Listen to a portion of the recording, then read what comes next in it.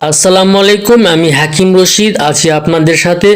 গাছটির কোন অংশ কিভাবে খেলে পুরুষের রকেট শক্ত মোটা হয় এবং প্রিম্যাচুয়ার ইজাকুলেশন বা দ্রুত বীর্যপাত দূর হয়, এই বিষয়ে আজকের এই ভিডিওটিতে এক্সপ্লেন করার চেষ্টা করব।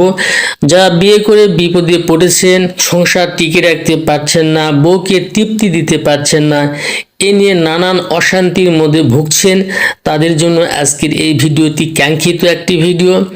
এবং অনেকেই রয়েছে গিটার বাজানোর অভ্যাস বা হস্তমৈথুন করার অভ্যাস ছাড়তে পারছেন না, একদম শরীর শেষ করে ফেলে দিয়েছেন।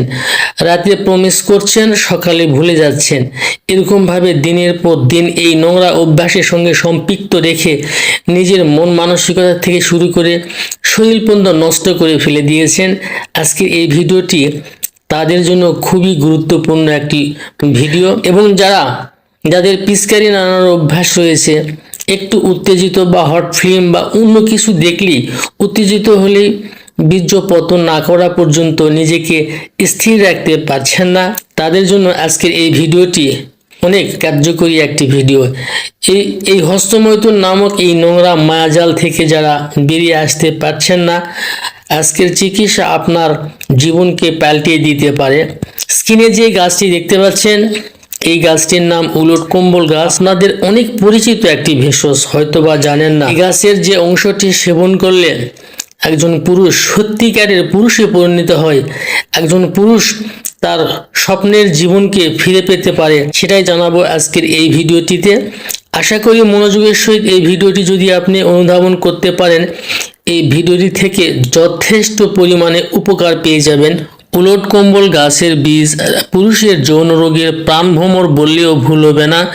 আপনার যে টাইপের যৌন রোগ হোক না কেন, আশা করি এই ফুল থেকে আপনি দূর করে নিতে পারবেন।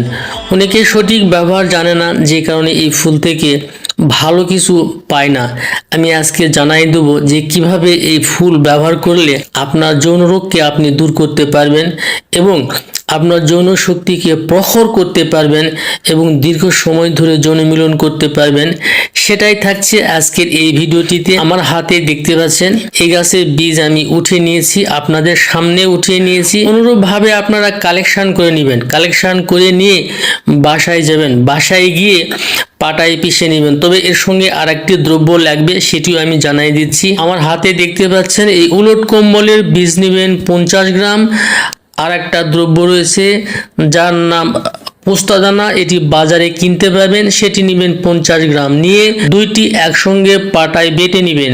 বেটে নেওয়ার পরে ছোট ছোট 30টি বটিকা বানাই নেবেন এবং রোদ্রে শুকায় নেবেন। অবিবাহিত যারা রয়েছেন তারা সকালে খাবারের আগে 1 চামচ মধু দিয়ে 1টি করে বটিকা সেবন করবেন।